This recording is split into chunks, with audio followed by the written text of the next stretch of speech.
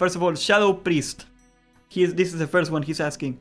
We would like to increase damage while allowing them to shine in terms of group utility, particularly because their utility and value is likely to increase even 40 at 60 with some stuff coming. So I think, guys, this is confirmation we are getting Vampiric Embrace. I don't know if you can... What is Vampiric Touch? The one with mana on it.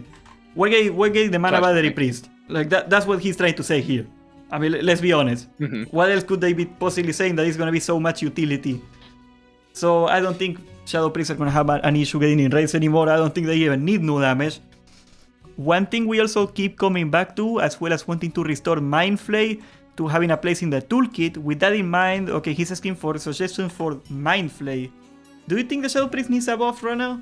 I'm not aware of how hard it is to get into a raid as a Shadow Priest, but assuming it's like not all that hard, probably not. But maybe it is. But I think if their idea is to do things like turn them into a mana battery, I think that that will create other balance problems if they're not careful. Because, like, for example, in TBC on private servers, it was annoying, and also in TBC for like the relaunch, is like a raid leader that you could get you were incentivized to do things like get more Shadow Priests, get more Arcane Mages, and they aren't great to have in a raid team in my opinion because they cause a lot of player-to-player conflict in raid teams. Any things where it's like you provide a resource to your party, I think it's like a source of conflict and like animosity between players a lot of the times. The healers are gonna hate on the casters. Yeah, like that was always a issue I had, like in my groups, for example, was like, who's gonna get the heroes, who's gonna get the Shadow Priest, who's gonna get the Pally, the Hunter buffs. Like, I think that these things are really dangerous to put in, and they might actually like hurt the average player's experience a lot more than they help it. To be like, the average player in TBC didn't have a Shadow Priest usually if they were a mana class. They didn't get a single hero usually if they were a DPS class. They were very aware they're missing out on group buffs, and that upset the out of people. So I think if their idea is we'll give them group buffs, tread lightly. Like, this is so easy to screw it up.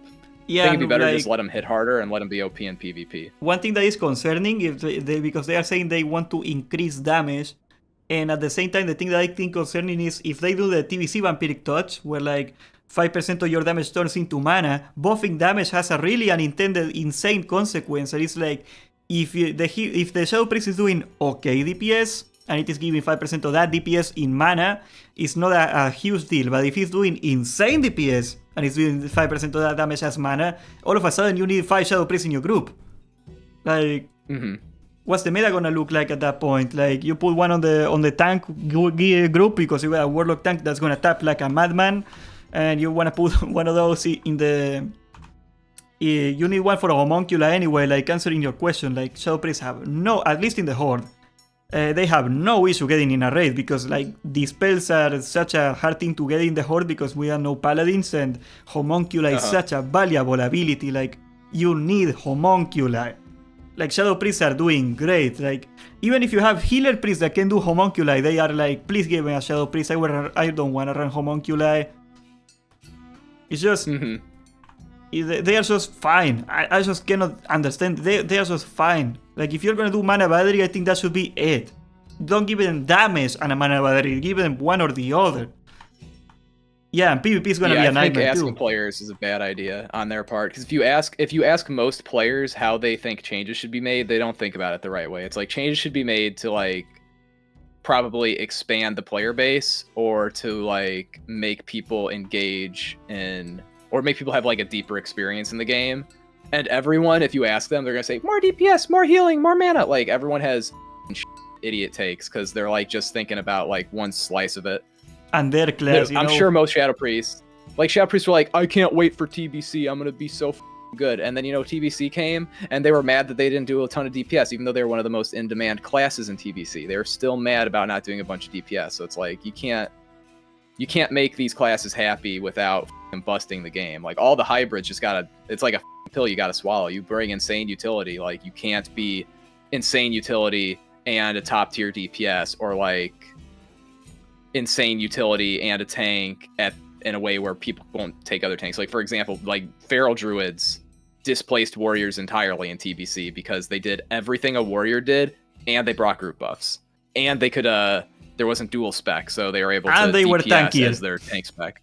Yeah, so like they completely eclipsed warriors, which is bad game design. And like, if you wanna see, guys, and I'm not saying I'm opposed to this, but if you wanna see like a DPS ranking a statistic chart, so it's like every spec is doing the same DPS in a straight line, perfect communist utopia, you gotta kill utility, okay?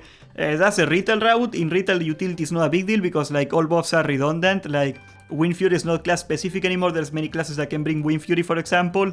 Same with any buff you can imagine, like I don't know, the HP buff is not priest only anymore, stuff like that. If you wanna see a graph that looks like that and everybody's doing the same damage, you gotta either not put utility on it or it's gonna be way less balanced than it is now. Okay, like DPS doesn't tell the whole story in Classic. I wouldn't say that's balanced. If everybody's doing the same damage, it's not gonna be balanced at all. Like you're saying, imagine shamans if they did the same damage as a warrior, or druids. Nobody would ever take a warrior ever. That's what happened. Yeah, I think them asking for feedback, it's like, in my opinion, Aggrend's primary job is, when it comes to Twitter, is to make Blizzard look good, and that Blizzard probably approves him building his own personal brand because he makes Blizzard look good. And in my opinion, he's asking for the community feedback because it makes people who don't understand how corporations work feel like Blizzard's a more personalized company. If Blizzard had people vote on changes, they would destroy the game way worse than even they could. The average player, the changes that they propose would absolutely eradicate all incentives to play the game. Absolutely. And overnight, they would be like, there are people who haven't gotten to level 50 yet that will tell themselves, I'm not interested in getting to level 50 because the content's not hard enough. They will get to level 50 1 month from now. They will go to a ST pug and get hard stuck 2 bosses in and never log in again. And then they will tell their friends, I'd have been into this game, but they made it too easy. It's too easy for me. Like Boomkin or Shaman, when they're like crazy OP, and then like being delusional about them being OP in their own respects. Like most players are morons. You remember so before Classic came out, people were saying that the Warrior DPS was bad. You remember that? That was like a common conception. Of course, like private server people knew they were like amazing, but like people thought if you weren't a pro warrior, you couldn't get in a raid. Like people got no idea how the game works until they do it. Like that's the main problem with it. Like there's like this thing, I don't know how to explain it. It's like the Reddit people, okay? This is why you never go to Reddit. It's like I am never this sunken tempo, but I saw Monkey News stream, so I'm pretty fucking hardcore, guys. Okay, I'm kind of a big deal. Yeah. Shadow Priest wanting everything is hilarious. The hybrids wanting to be good. They don't. They just want to be good. They want to be so good that nobody else gets played. That's what they want. If you're a Shadow Priest in the Horde, Crusader Strike US, and you cannot find a raid, apply to Swamp right now. We need like 3 of them. Okay, it's not easy to find one of those. Like they are very in demand. I don't know what more you can possibly want. Yeah, it'd be like if they could create, maybe a way Blizzard, so I'm not saying that they should do this, but if I was Blizzard and I wanted to get some data on how balanced the game was, maybe something I would do is I would spawn bots on all the servers of different classes and have them message random people saying looking for more Sunken Temple that aren't saying they're looking for a specific role, and see how hard it was, how many messages on average each class needs to get an invite, and balance that. Something like that is a good metric, because what's that taking into account is it takes into account how many people play the class and the perception of the class. Like, instead of this, where, like Warriors, anybody could get into stuff. You could get into stuff in Pace too, but I bet you the amount of messages you had to send it as a Warrior is like 10 times as high as other classes. Like, especially with Nomer, when melees were bad, like I would say looking for DPS and I would get 3 Warriors for every, like, caster. Like, I didn't need a single warrior. Maybe I would have taken 1 warrior. So funny.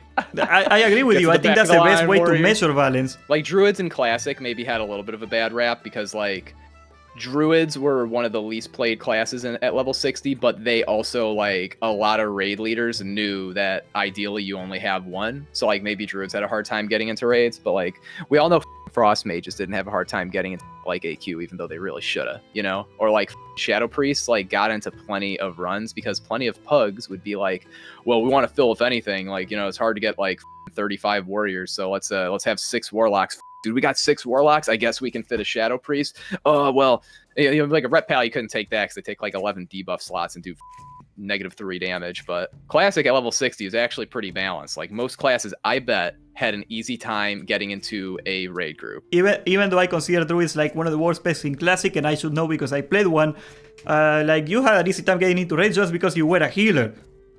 They just didn't care, they just wanted a healer. Yeah, I wasn't sure if that was the case, because I haven't really done a druid. I hated the rest of Druid. I am never playing one again in Classic proper because like healing touch is all you do is super boring. But I didn't have trouble getting into raids because healers were really hard to come by. You needed like 5-6 healers, whatever, in 40 man. You couldn't find that many usually. They weren't ideal, they weren't great, but they still take you. Kind of like the Frost Mage. Yeah, I want Blizzard balance things from the Pug raid leader's perspective. What the Pug raid leader wants is for the classes that have the most fucking whispers to be the ones that they want the most. That's what the Pug raid leader wants. They want it to be that when they fucking say looking for more dumb for their raid, they get a rainbow coalition of messages that perfectly assembles their raid group in as little time as possible. So it's like, look at something like that as the lens of balance. And you know, people will dislike that not every class can do literally top the meters damage. I don't think there's a great solution to that. People talk about like we should take parsing out of the game. Like, you want to take parsing out of the game? Here's the thing: you take parsing out of the game, you know what's going to happen. The really good players are going to find out other ways to evaluate each other's, and the bad players are just going to wipe. They're going to be like, "Oh man, I really wonder what went on there. That's crazy. Did we all do the same damage? I don't know." And there's gonna be some guy in your raid literally smoking a meth pipe, like doing 11 DPS, and you're gonna have no clue. And you're just gonna. It's gonna be even worse because like the people that used to care, like no, they don't have to care anymore because like nobody can tell if you're sucking or not. Not to mention, like, do you want to know what the game used to be before parsing? For people that think it was this communist utopia where everybody was nice and you could get in a group, okay? What happened back in the day before parsing was a thing, because we actually lived it, it was that you had to do an application, you had to do into the guild website, guys. You remember the guild website? That was a thing. Discord wasn't a thing back then. You had to go into the guild website, you had to fill a form with like 27 questions about the thing because they were trying to weed out every single itty-bitty part of you being dumb. After that, they would put you on trial. You weren't, if you passed the test, the 30 question test, you didn't get into a raid, guys. They put you on trial. That meant you didn't get loot because they didn't want to waste the valuable classic loot in somebody that might or might not be good. So they put you on trial. You had to go to like 3 raids and prove that you didn't suck. And just then you were able to like raid and get loot. Okay, so like the people that think that removing parsing is gonna create a less tryhard and less toxic and less challenging environment are like absolutely delusional. Just get good or play a healer. If you hate parsing, do either one of those, and you're gonna be fine. Because if people have no insight into you, you know who gets to play the dumb roles? Your friends. That's it. People that, and so if you don't already have a bunch of fucking boys, like if you feel like you're getting excluded now, yeah, wait till there's no fucking parses, because then you're actually gonna get gate kept. I mean, it was like, if I recall correctly, because I had a friend that was a rogue, and I ran my own raids for a long time, and like he always told me, like, if I wasn't your friend, I could never get into Gruul. Like that, because that was basically the way it used to work at that time. And like, if you were a rogue and you wanted to get into a pug, there was 2 questions you had to answer before you get into a pug. Do you have Dragon Spy Trophy and do you have Glaives? If either one of those questions is no, you could never get into a raid. You just sucked. You just sucked. The world before parsing was not any better. Like, you're just delusional. Like, it's either that or wiping on a boss for 8 hours, which I don't think is also like something you want to see. Yeah, it's people who've never ran a raid that say this kind of stupid shit, because like they don't get like how bad it feels to put a raid together and then not full clear. Because it's like, usually if you're the raid leader, if you have any incentive, it's like either you're doing it for loot, which is at the end, so you need to full clear, or you're doing it for yourself and personal growth, in which case you absolutely need to full clear, because if you're not doing it for loot, you're doing it for the experience, and if you it up and don't full clear, you're gonna feel like shit.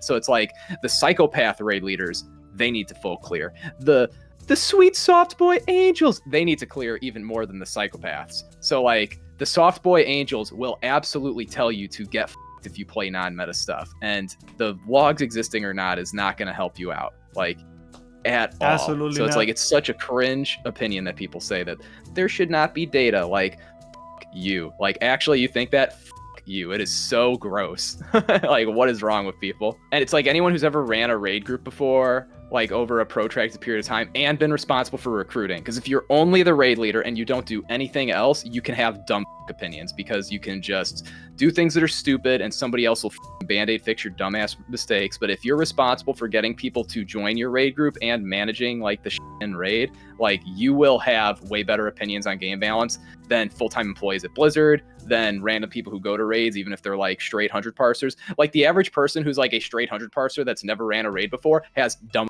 opinions, like about like how to balance the game. Like for sure, they have stupid opinions, like almost certainly, because like most of the gameplay gets channeled through a few people who are like the nexuses of social groups in WoW, and when you those people, you the whole game. Okay, so I can derail it way too much here.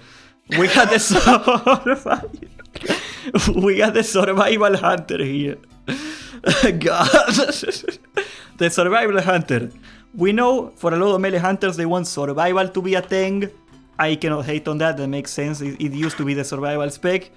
And it really fits the class fantasy. Currently, Beast Mastery tends to outstrip it in terms of raw output. What do you think could be interesting to, whatever this means, shush this up and make a deepish survival investment interesting? If you want to incentivize people to run survival instead of Beast Mastery, like the meta right now is that they nerf Raptor Strike to the ground on phase 2, late phase 2. You remember that? Like it had 10% bonus damage, they took it away. They took away a lot of things. Basically, the only ability that does real damage to you right now is Flanking Strike. So the meta is to get a really slow pet, get all the good pet talents so the pet does damage, and like Flanking Strike with your pet, the pet damage is most of your damage in melee hunter range. You just Flanking Strike him so the pet can hit harder. I think the best way to incentivize people to go survival, and I don't know if we want that again. I think melee hunters are kicking butt right now too much anyway. But if you really want that to be the case, just make a talent that scales with agility. Not attack power, not crit, not dodge, agility. Why? Because survival has a 20% agility bonus in the talent, in the deep survival. Okay, just make something that scales with agility and people are going to go back to survival right away. It's going to be broken. Interesting. But that's the way I would fix it. I don't think they need any fix, but that's the way I would fix it. Yeah, I don't think if it's like if you have multiple different specs that are all the same role in raid, I don't think it's like it should be a huge concern with the developers, honestly, to make them all work.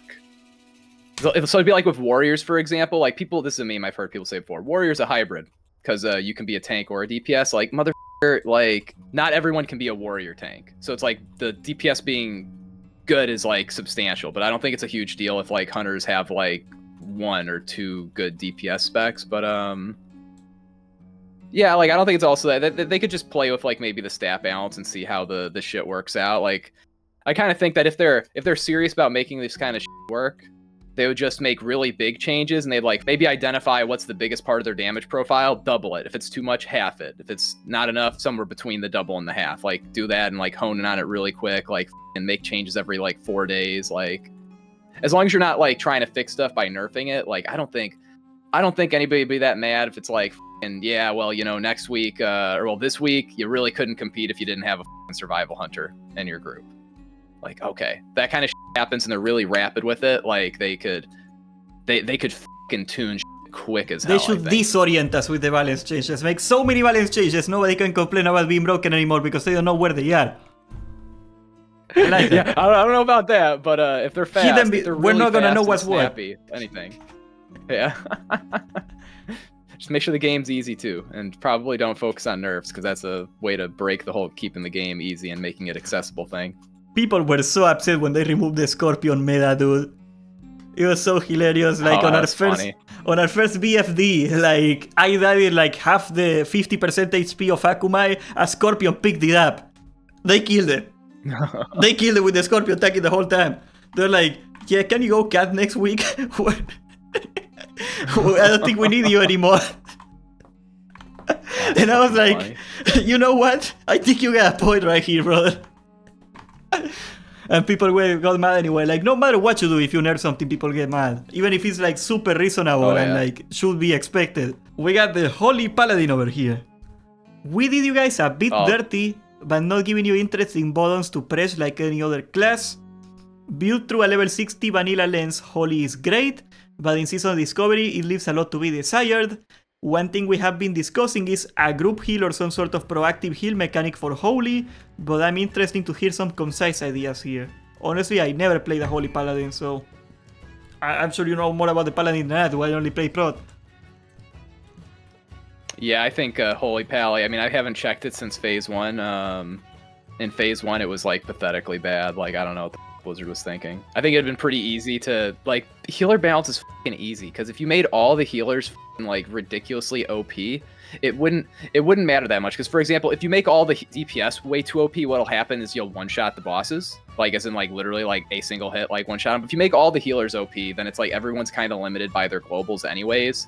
So it's, like, it's pretty easy, I think. Another healers take in the away your abstract for healing. Blizzard to get away with OP healers. I think another issue is that, and Warriors will say this, they'll be like, oh, our runes aren't interesting. The game being balanced is a lot more important than the runes being interesting, because, like, people will find their own way to be interested. Like, I mean, people, for example, people talk about, you know, Warrior was like one of the highest skilled DPS rotations at level 60. It's like, brother, you literally just hit Bloodthirst and Whirlwind on CD, and if you were like a top 1% player, you would prioritize Bloodthirst over Whirlwind. And like that was the fucking rotation, and people like trip over themselves. But Jake, you gotta wait for your offhand to do Heroic Strike, man.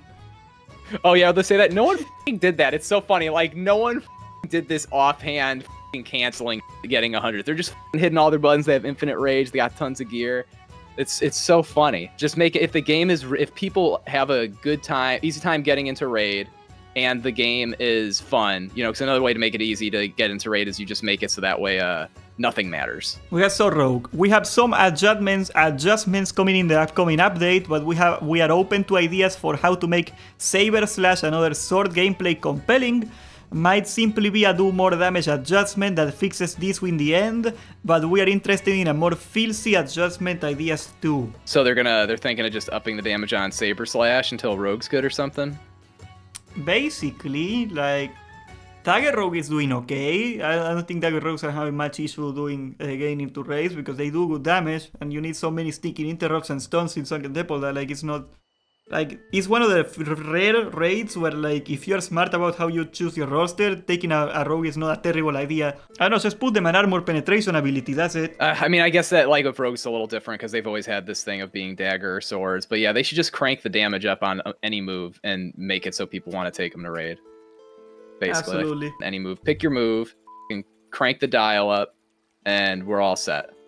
It's nice not even easy. really hard. Like, there's no, like, DPS. Tank is a whole different issue. The tank rogue is absolute garbage design. But, like, I don't think there's a design issue with the rogue doing damage right now, the rogue DPS. It's just the tuning is wrong. That's an easy fix. Mm-hmm. I don't think they will get upset at the more damage change either, honestly. This is Editing Medina here. The Warrior discussion took like 40 minutes, so I made it in a separate video. You can click it right there. That's the last class in here. I didn't feel like putting the whole video in here again. Also, now that we're at it, subscribe, leave a like, join the Discord, and thank you for watching.